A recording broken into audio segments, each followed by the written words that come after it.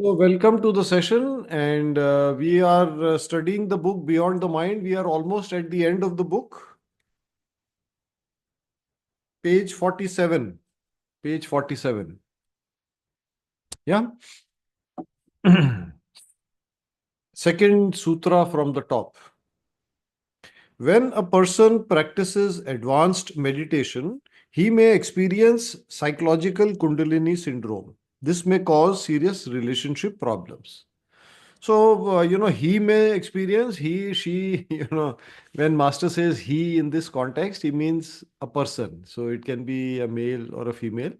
That's all right.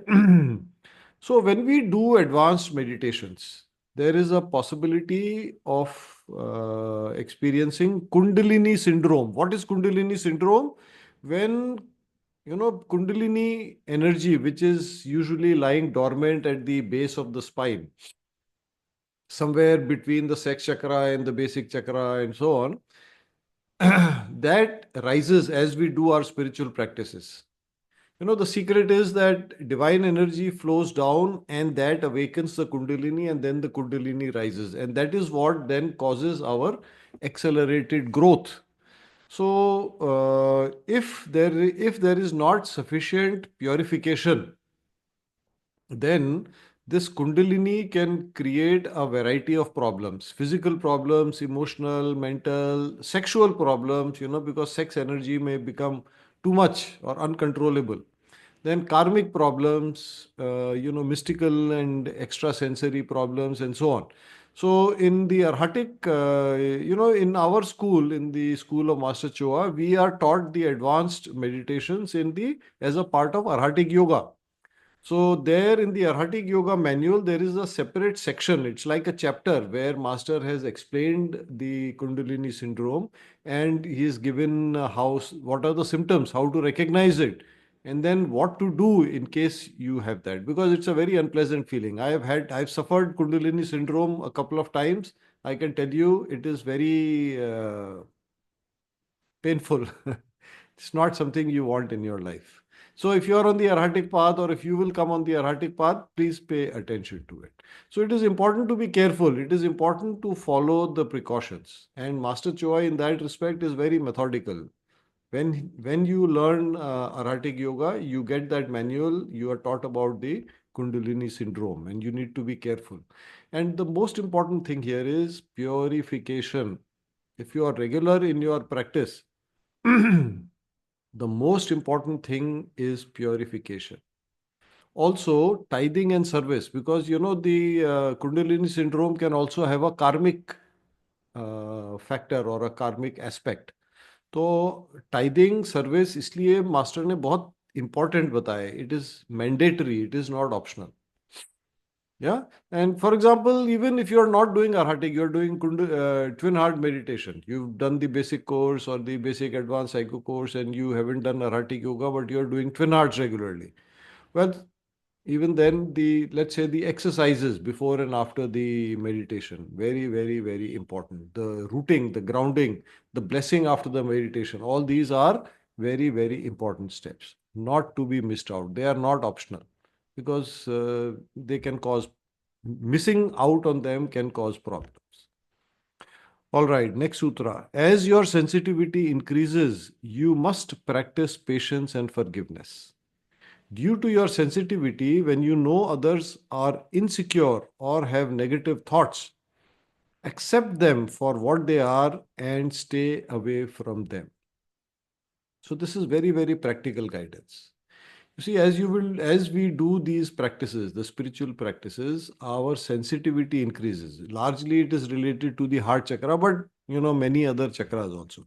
So, as our sensitivity increases, we will be able to sense the emotional, mental state of other people. Like Master has said, others are insecure or have negative thoughts. Now, the important thing at that time is not to be judgmental. So Master says, accept them for what they are. And if you find that that is not something you want to interact with, then you stay away from them. Yeah. So one of the things that I keep telling, everybody that I come across is, don't judge, wait and see. Don't be in a rush to judge. Judge who? Judge people, judge situations. Don't be in a rush. There's a very nice story. We have, yeah, let's take a few minutes. So there is this chap, he lives in a village, and he is not very poor, he's not very rich, he's sort of just managing. Now, one day, a beautiful, healthy, strong white horse comes and starts living in his farm. He has a small piece of land, so the horse comes and he starts living in that house, in that farm. So his neighbors come and they say, "Oh, you are very lucky. A beautiful, expensive horse like this has just come and stayed with you. You are so lucky." So he says, "Don't judge. Wait and see." So after a few days, the horse disappears.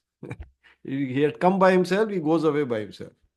So now all the neighbors come and they tell him, how what poor luck you are having, what bad luck, you had such a nice horse and now the horse has gone.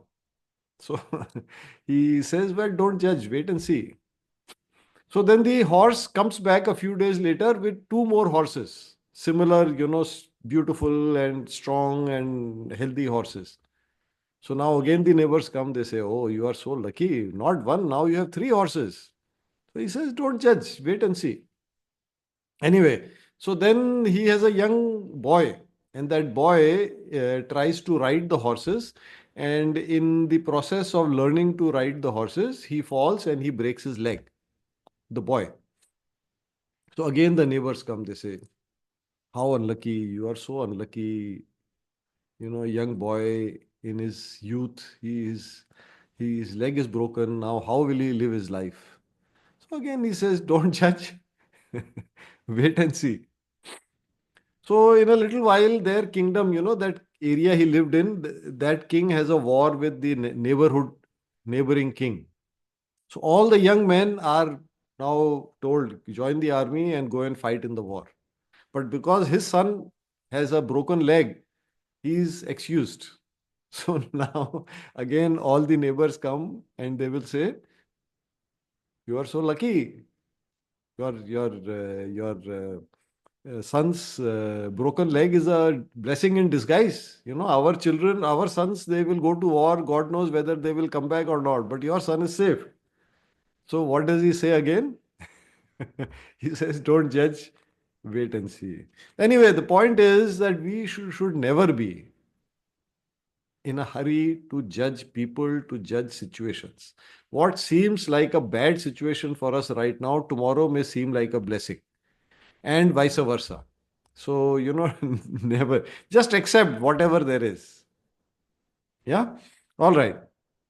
Let's do the next two sutras together. What is transformation? Transformation occurs when a greater quantity of soul energy descends into the lower chakras and regulate them. Another term for regulating the lower chakras is self mastery. You see, normal growth, spiritual growth especially, or any kind of change is slow. So we call it evolutionary growth. It changes slowly, slowly, slowly, slowly.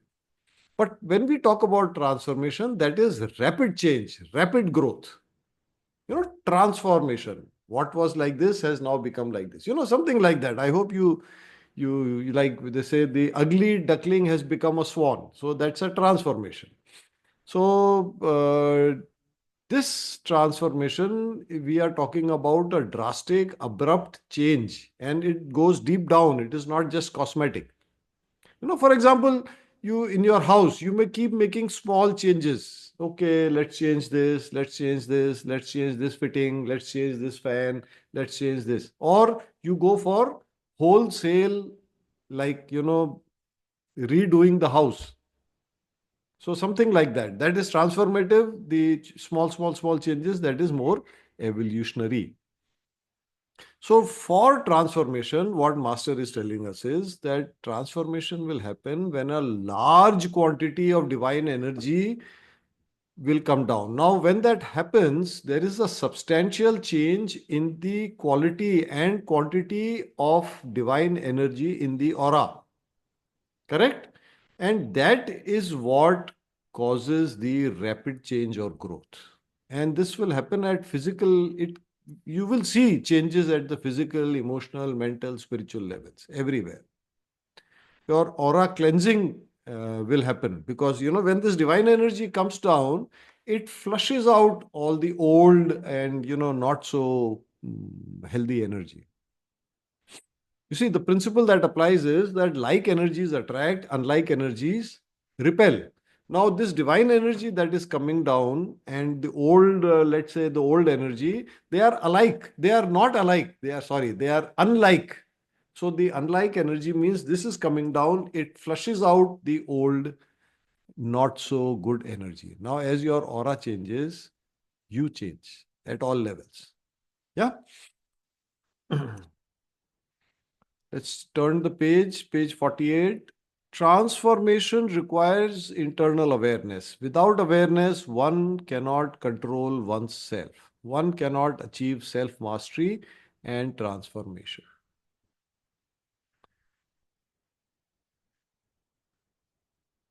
Just, just a moment. Okay. So, here, Master is telling us the importance of inner awareness, awareness of yourself, self awareness. You see, because to attain transformation, this requires focused and targeted and sustained efforts. And that is not possible. You see, I have a weakness. If I'm not aware of that weakness, how will I work to erase that or, neutralize that weakness in a short time? Over time, it will happen. Naturally, it will happen. But that is a very, very slow process. It may happen, take many lifetimes. But if I want rapid, transformative change, then without self awareness, it is not really, I would say, not possible. You see, I always keep saying this, and let me repeat this. For changing yourself, only two things are required. Number one is awareness, and number two is will. Because change doesn't come easily, change doesn't come instantly, change takes time. So these two things are necessary. All right. Through stillness, you realize your own divinity and you realize the divinity in others. Now, here, Master is telling us the importance of inner stillness. And the word he uses is realize. You see, realize is different from know. Just by reading a book, I can say, oh, I know that I have a divine nature. But realize means you have to experience it. It is experiential. I hope you understand the difference. So for that, the inner stillness is absolutely, absolutely essential. And not only master, in Patanjali Yoga Sutra, for example, Rishi Patanjali says, what is yoga? He says it is chitta vritti nirodha. The cessation, the ceasing of all mental activity, making the mind absolutely still. That is what yoga is. And then he says, Tada drashta swarupe vastanam. That when you attain that state of mental stillness, then the seer meaning the one who observes, that is the divine spark or the higher soul, swarupe vastanam. Swarupe means own nature, and avasthanam means in resides in. So when the mind is still, then the seer meaning higher soul, divine spark, they are able to experience their own divine nature. Otherwise, they are through the bodies, they are constantly absorbed in the material world. But when the mind is stilled, yeah, chitta vritti nirodha. Nirodha means blocked, stilled. Then the real self, the observer within, the seer within, the I am within is able to experience, or like Master says, realize its own true nature. Yeah, that's what yoga is. And also Master, a few pages ago, which was page 50, 45. Just turn a few pages back. Sutra number 3. Master says heaven is not here or there or anywhere, it is within you.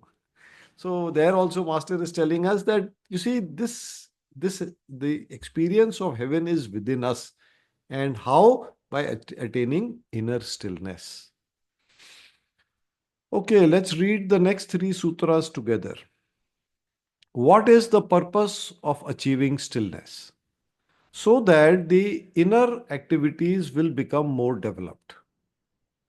Emotional stillness and mental stillness are required so that your higher intuitive intelligence can function. Practicing stillness and awareness enables you to engage in higher spiritual activities. Within the stillness is greater spiritual activity. Stillness is just a stepping stone. Inner stillness is not the ultimate objective.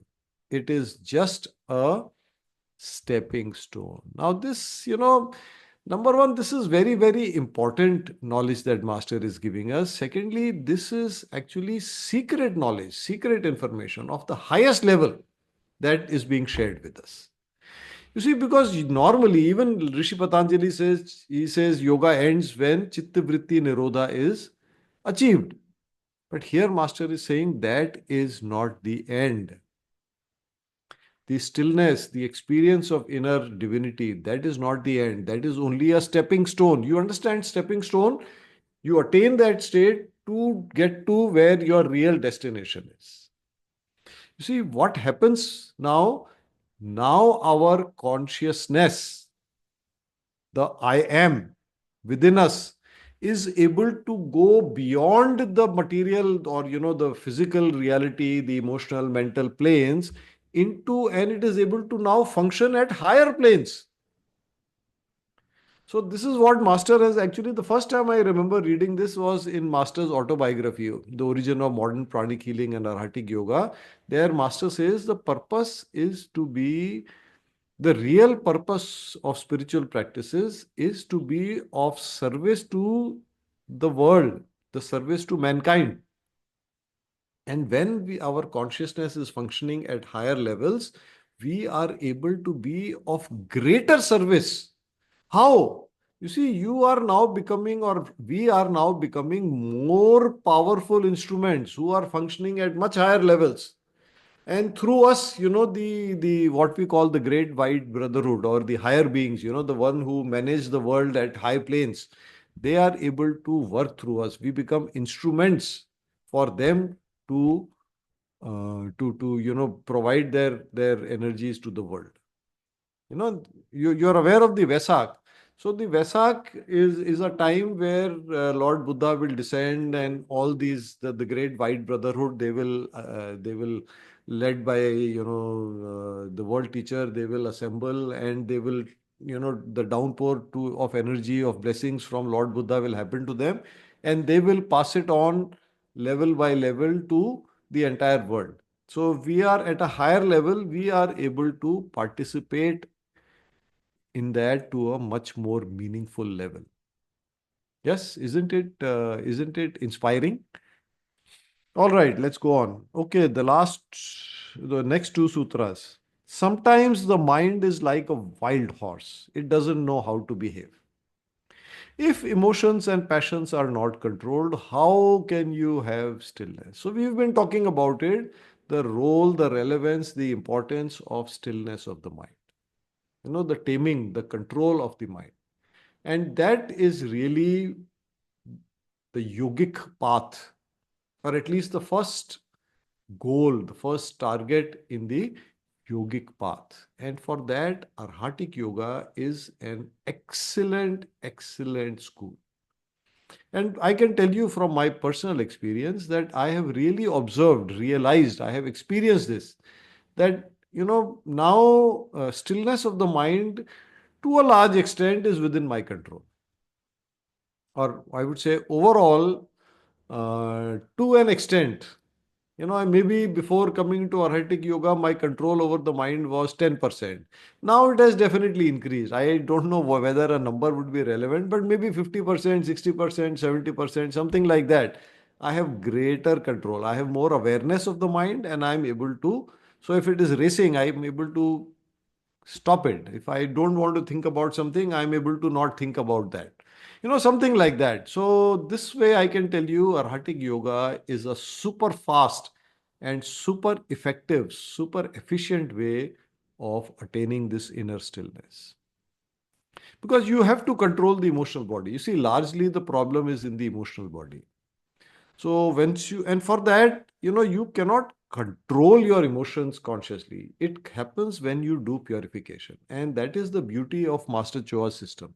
In the Arhatic preparatory level, he focuses or emphasizes purification. And that really helps. And some of you I know are also practitioners and so on. So I hope you agree with me that this is, and I hope you have observed this yourself or realized this or experienced this yourself, that you have greater control over the mind. All right, the last sutra. Within the stillness, you develop buddhi chitta or buddhic intelligence. In modern English, buddhic intelligence means higher intuitive intelligence, which is different from mental intelligence. So mental intelligence is the ability to analyze, to break down things and so on. Intuitive intelligence is where you have direct download of knowledge, direct access to knowledge, direct access to knowledge without having to go through observation, analysis, experimentation, validation, etc., etc. Now, this is only possible when our consciousness is able to go to the higher levels, higher than the usual emotional mental levels. And that is only possible when there is inner stillness. Right? That's what we have been talking about. And when our consciousness is able to access the higher levels, the result is direct, effortless, instantaneous downloading of knowledge.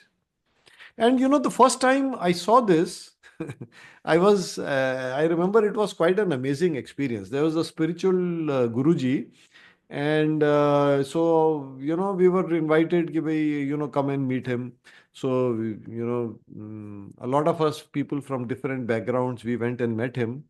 And so, for example, I've been in the IT industry. So we were talking about the IT industry, and this is 97. So he listened to me. He asked me some questions, listened to me for a little while, and then he said, he started telling me things. He said, you should prepare like this. You should start. What will happen is that in future India will become the software house for the world, and there's great opportunity, and you should try to export software and so on. So I didn't know whether to really believe him. But anyway, he was saying, so out of respect, I listened. Much later, I saw the wisdom in what he was saying. Then there was this person who had gone with me. He's an architect, very leading architect. So again, they were discussing things. And then, this Guruji listened, and then he started telling things. And then there was this government officer who was in the, revenue services, the excise and customs. So again, he would listen for some time and then he would start telling him things. It went on like that. Doctors and, chartered accountants and this and that, people from different backgrounds, different, areas of expertise. And this Guruji would talk to them, would listen to them for like 2, 3 minutes, and then would start telling them things.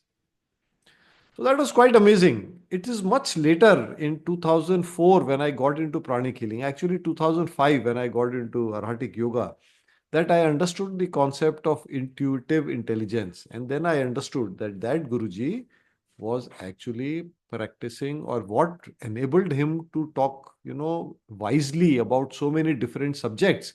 No single person can know about so much. But he was able to do that because of his intuitive intelligence. Yeah.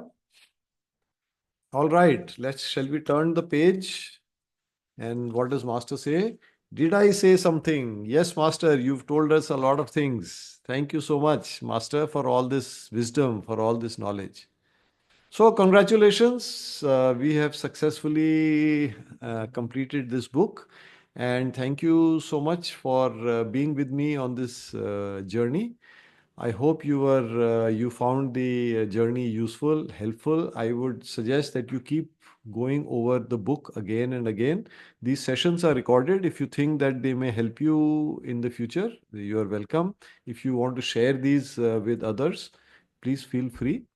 That is always that would make me very happy if more people will access them and they may find them useful.